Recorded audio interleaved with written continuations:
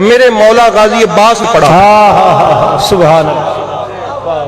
وہ خطبہ آپ ذرا سنیں. اللہ اکبر. غالباً ہماری ایک اہل سنت کی کتاب ہے الکامل فی التاریخ. خطبہ ذرا سماعت فرمائیے گا میرے علی کے شعر کا کہ جب علی کا شعر گرجتا ہے تو یوں گرجتا ہے, جب عظمت حسین بیان کرتا ہے تو یوں بیان کرتا ہے. میں نے چاہا کہ عظمت حسین میں کیا بیان کروں, آپ احباب کے لیے تحفے کے طور پر ذرا سماعت فرمائیے گا.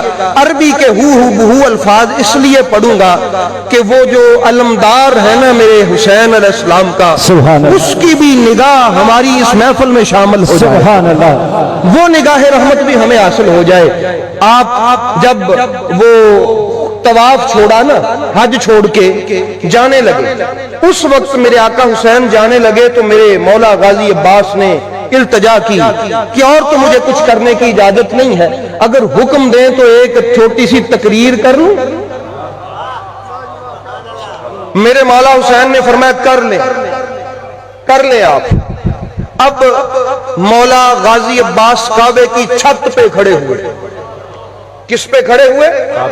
کعبے کی چھت پہ. ذرا توجہ دیجئے گا, آپ علی کے شعر کا انداز گفتگو سنیں ذرا.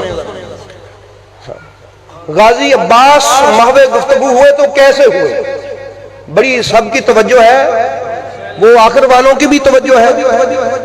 انہوں نے کہا الحمدللہ الذی, حمد ہے اس خدا کی, شرف ھذا بقدوم ابی ہے, اس اللہ کی حمد ہے جس نے اس گھر کو, خانہ کعبہ کی طرف اشارہ کر کے کہا, جس نے اس گھر کو فضیلت بخشی اس حسین کے باپ کے قدموں سے. سبحان اللہ. واہ واہ واہ.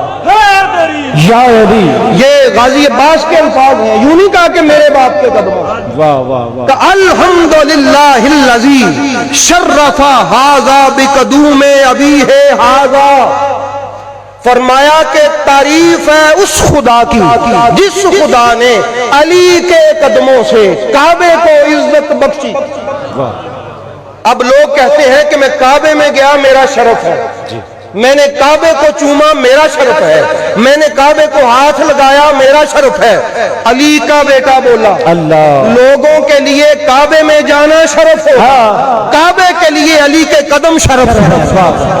اور پھر فرمایا کہ اصبح قبلتن, یہ من فرمایا کہ یہ من بالامس بیتن اصبح قبلتن, کل تک یہ فقط اللہ کا گھر تھا, علی پاک کے قدم لگنوں کی برکت یہ ہے کہ یہ قبلہ بن گیا. سبحان اللہ. نبی کی رضا سے بنا, نبی کے چاہنے سے بنا, لیکن فرماتے ہیں برکتیں علی کے قدم کی. مولا علی پیدا ہوئے تھے نا اس میں, کعبے میں کون پیدا ہوا تھا؟ آپ آگے فرمایا ایھا الکفرۃ الفجرہ, الفاظ سنیں, اوے کفر کے پیروکاروں اور فاجر و فاسق لوگوں, اتصدون طریق البیت لامام البرز, کیا تم اس پاک امام کے لیے خانہ کعبہ کا رستہ روکتے ہو؟ من ہوا حق بھی سائر البریت, اس سے بڑھ کر کعبے میں آنے کا حقدار اور کون ہے؟ غازی عباس فرماتے ہیں ومن ہوا ادنا بھی, اور اس حسین پاک سے بڑھ کر بیت اللہ کا قریبی کون ہے؟ اگر اللہ کا کوئی قریبی ہے تو یہ سب سے حسین ہی قریبی ہے. لولا حکم اللہ الجلیت و اسرارہ العلیہ, اگر اللہ تعالیٰ کے عالی شان حکم اور اس کے اسرار میرے درپیش نہ ہوتے, میں آپ کو بتاتا پھر کیا ہوتا. واختبار البریت, اور لوگوں کے آزمائش میں مبتلا ہونے کا خوف نہ ہوتا, تو سنو میرے آقا حسین کی شان کیا ہے, سنو میرے آقا حسین کی شان کیا ہے. لوگ کسی آزمائش میں مبتلا نہ ہو جائیں, لوگ کہیں کسی آزمائش میں مبتلا نہ ہو جائیں, اس لیے ایسے نہیں ہوا. اگر یہ خوف نہ ہوتا تو پھر کیا ہوتا؟ لطار البیت الیہ قبل ان یمشی لدیہ, اس سے پہلے کہ حسین کعبے کی طرف آتا, یہ کعبہ اٹھ کے حسین کے قدموں میں. سبحان. یہ کعبہ خود اڑ کے حسین کا استقبال کرنے کے لیے جاتا ہے۔ تم کعبے کی بات کرتے ہو کہ ہم حسین پاک کو کعبے سے روکتے ہیں؟ انداز گفتگو سنا اور عظمت حسین کا لیکچر سنا غازی عباس سے آپ نے؟ حضور میرے غازی عباس فرماتے ہیں قد استلم الناس الحجر، لوگ حجر اسود کو چومنے میں شرف سمجھتے ہیں، والحجر یستلم یدیہ، اور حجر اسود میرے آقا حسین کے ہاتھ چومتا ہے۔ سبحان اللہ۔ حجر اسود میرے حسین لاجپال کے ہاتھ چومتا ہے۔ اس کے بعد فرمایا وَلَوْ لَمْ تَكُمْ مَشِيَّةٌ مَوْلَايَ مَجْبُولَةً مِّن مَشِيَّةِ الرَّحْمَانِ، اصل میں مسئلہ یہ ہے کہ حسین پاک کی مشیت وہی ہے جو رحمان کی مشیت ہے۔ اگر یہ مسئلہ درمیان میں نہ ہوتا تو پھر سنو پھر کیا ہوتا، لَوَقَعَتْ عَلَيْكُمْ كَالسِّكْرِ الْغَضْبَانِ عَلَىٰ عَصَافِيرِ الطَّيَّرَانِ، جس طرح ایک غضبناک عقاب شاہین باز چڑیوں پہ گر کے ان کو چیر دیتا ہے، اگر میرے مولا حسین درمیان میں نہ ہوتے تو میں بھی تم پر گرتا اس عقاب کی طرح اور تمہیں چیر کے ٹکڑے کر کے رکھ دو۔ سبحان اللہ۔ یہ غضب اور یہ غصہ تھا غازی عباس پاک کا، یوں گرتا میں تمہارے اوپر۔ اور پھر ارشاد فرمایا اتخفون قوما یلعب بالموت فی الطفولیۃ، کیا تم اس کو ڈراتے ہو موت سے جو بچپن میں موت سے کھیلا ہے؟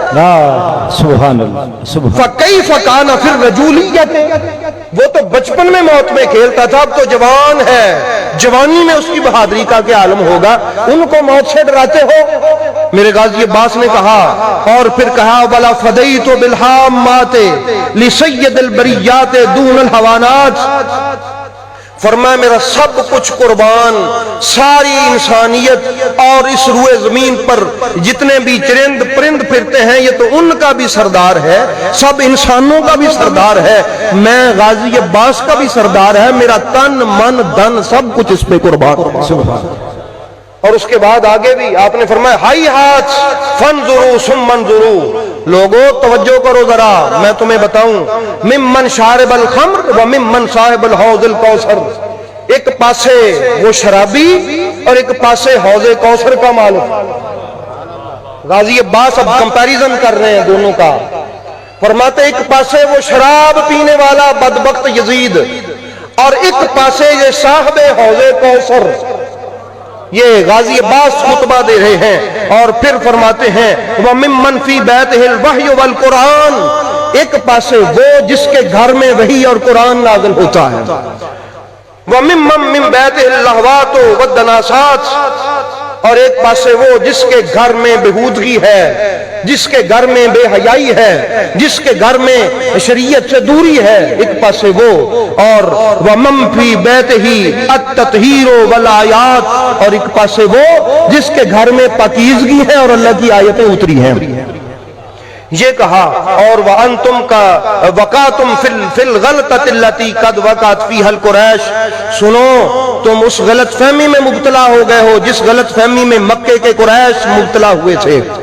وہ غلط فہمی کیا تھی؟ لِأَنَّهُمْ مَرْدُوا قَتْلَ رسول اللہ صلی اللہ علیہ وآلہ وسلم، ان کی غلط فہمی تھی کہ وہ رسول کو قتل کر دیں گے۔ توجہ سے سنیے گا، ان کی غلط فہمی تھی کہ وہ کس کو قتل کر دیں گے؟ آپ نے فرمایا مگر سنو وَأَنْتُمْ تُرِيدُونَ قَتْلَ ابْنَ بِنْتِ نَبِيِّكُمْ، اور تمہارا ارادہ ہے کہ نبی کے نواسے کو قتل کر دو۔ ان کی غلط فہمی تھی کہ رسول کو قتل کر دیں، اور وَلَا يُمْكِنُ لَهُمْ، ان کو رسول کو قتل کرنا ممکن نہ ہوا، کیوں؟ مَا دَامَ أَمِيرُ الْمُؤْمِنِينَ حَيًّا، کیوں میرا باپ علی زندہ تھا۔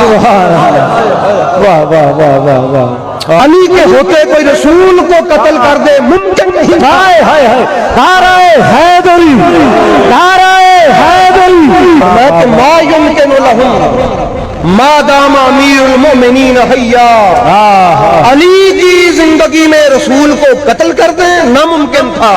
اور آگے سنو، تم بھی غلط فہمی میں ہو، اللہ، تم بھی غلط فہمی میں ہو کہ تم حسین کو قتل کر دو گے۔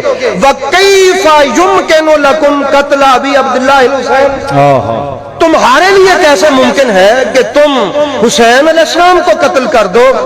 واہ، فرمایا ما دمت حیا سلیلا، یہاں تک کہ حسین کا غلام زندہ ہے اور ان کا رکھوالا ہے، جب تک میں عباس زندہ ہوں کوئی میرے حسین کو قتل نہیں کر سکتا۔ ہاں ایک ہی رستہ ہے ان کو قتل کرنے کا، وہ کون سا ہے؟ قالوا اخبرکم، آؤ میں تمہیں بتاتا ہوں وہ رستہ کون سا ہے۔ بادروا قتلی واضربوا عنقی، آؤ مجھے قتل کر دو، میری گردن اتار دو، لیحصل مرادکم، تاکہ تم اپنی مراد تک پہنچ جاؤ، مگر سن لو جب تک میں زندہ ہوں میرے حسین کا بال بکا نہیں ہوتا۔ یہ غازی عباس کا خطبہ تھا کعبہ مشرفہ میں۔ تو احباب گرامی آپ نے سنا، وہ کہتے ہیں کہ کعبے کی فضیلت بھی ہماری وجہ سے ہے، کعبے کا شرف بھی ہماری وجہ سے ہے۔ اور یاد رکھیں اگر امت کے آزمائش میں پڑھنے کا مسئلہ نہ ہوتا تو پھر کبھی ایسے نہ ہوتا کہ امام حسین کعبے میں آتے، کعبہ ان کو سلام کرتے۔